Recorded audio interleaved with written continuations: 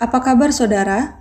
Semoga kebaikan Tuhan tetap saudara rasakan meski beragam kondisi hidup menghampiri saudara.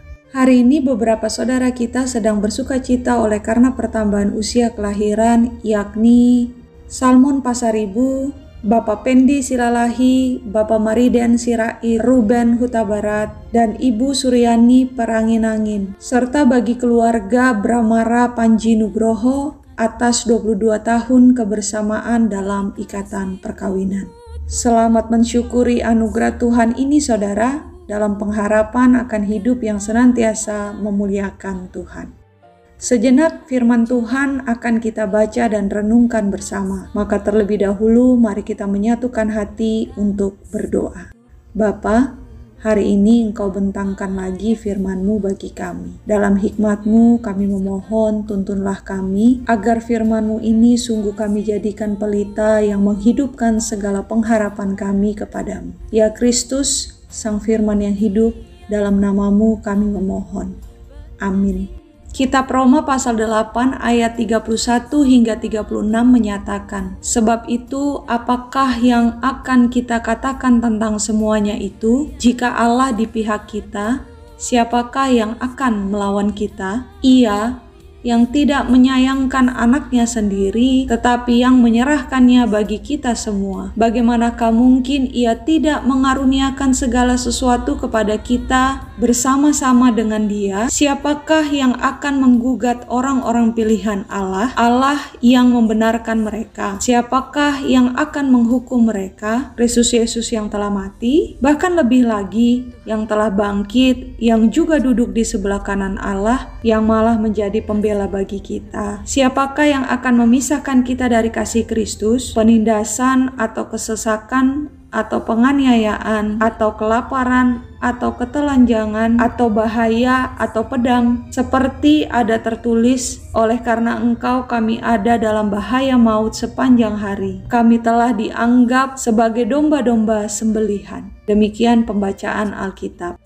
Saudara yang Kristus kasihi, bagian firman Tuhan yang menjadi perenungan di hari ini merupakan suatu madah perayaan, berintikan fakta hidup yang menyingkapkan akan terjaminnya dan pastinya kita sebenarnya ketika berdiam dalam Roh. Fakta hidup itu terangkai dalam 5 pertanyaan Paulus. Namun, tentu saja madah perayaan ini tidak mengartikan bahwa kehidupan merupakan taman mawar, di mana semuanya serba indah dan menyenangkan. Pada ayat ke-35, Paulus mengungkapkan, setidaknya ada 7 hal yang kerap kali menjadi peluang, bahkan kerap kali dijadikan alasan oleh manusia untuk memisahkan dirinya daripada Allah.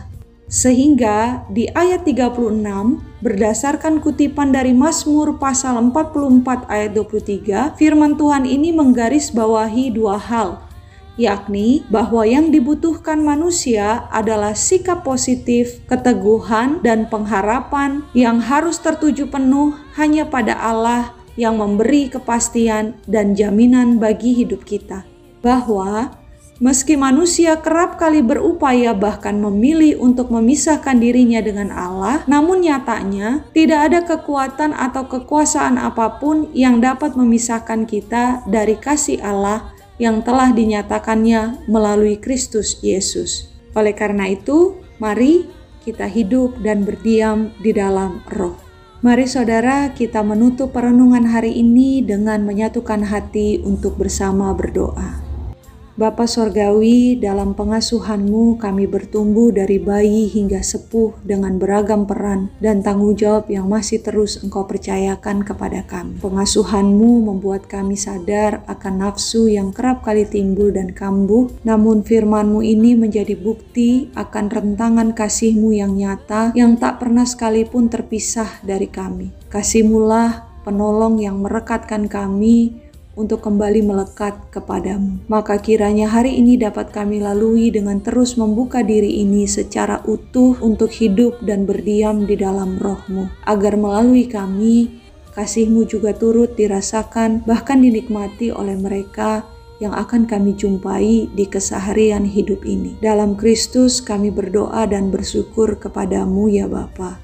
Amin. Semangat berkarya saudara, tetaplah jaga kesehatan guna berpulih bersama. Tuhan memberkati.